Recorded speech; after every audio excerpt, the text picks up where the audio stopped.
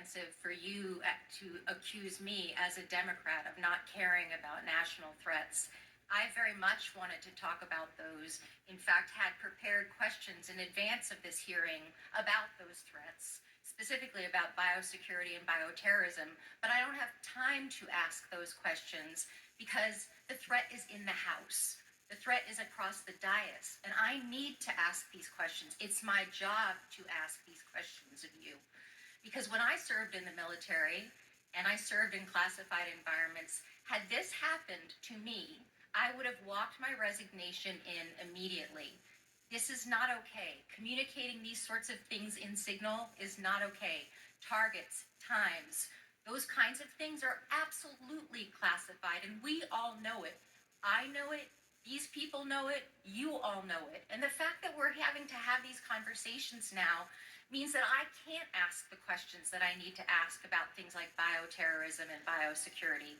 And so I'd like to put you in check as well, sir, because you can't assume who I am any more than I can assume who you are, sir. I would like to move my questions, however, over to Director Gabbard, because you are the DNI. You do have an obligation and a responsibility.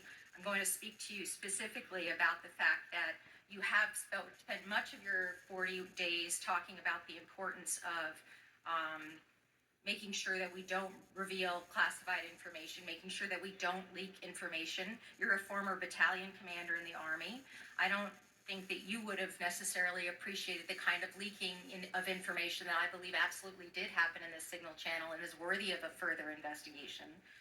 In fact, this committee established something called 50 U.S.C. 3235A, and this committee, on a bipartisan, apartisan basis, requires you, the DNI, to swiftly notify Congress and the Intelligence Committee if you're aware of any sort of significant unauthorized disclosure or compromise of classified information, which I would argue this has all of the markings of being that.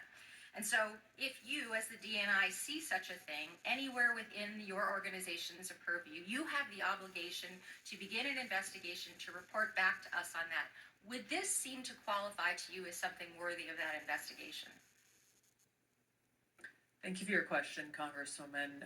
In this situation, Secretary Hegseth has the classification and declassification authority over DoD information. This chat did not have the auspice of being a DoD chat. There's no such thing as labeling it as DoD. This was a chat amongst a great variety of people, and you, according to our law that we passed here bipartisanly, have an obligation when you think there has been a tangible, significant leak of information to instigate an investigation. Do you not think it's important to do such a thing?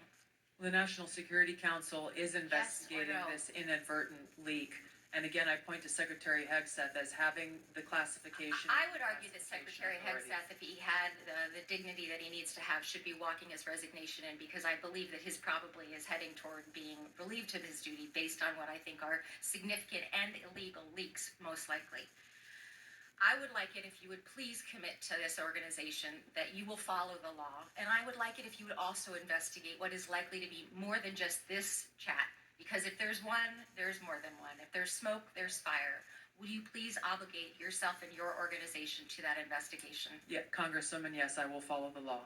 Thank you. I appreciate that. And Director Patel, I learned just recently that you only heard about this yesterday, which blows my mind since I heard about it 2 days ago, and I'm just a low on the dais, junior chipmunk here.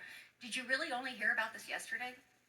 The exact timeline I'm not aware of, but yeah, I think it was yesterday or the night before. And now that another day has passed, Actually, it was the night before the hearing. Now that another day has passed, do you believe that it's now time potentially for the FBI to open an investigation into this? I'm not going to comment on that.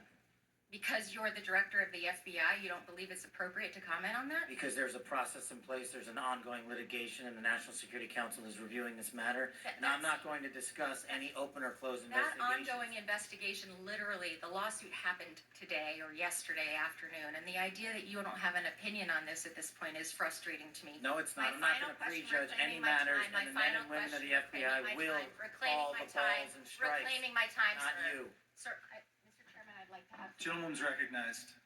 You have 4 seconds remaining. No, I have more than that. 2 seconds Mr. remaining. Patel would not add. Gentleman's time has expired.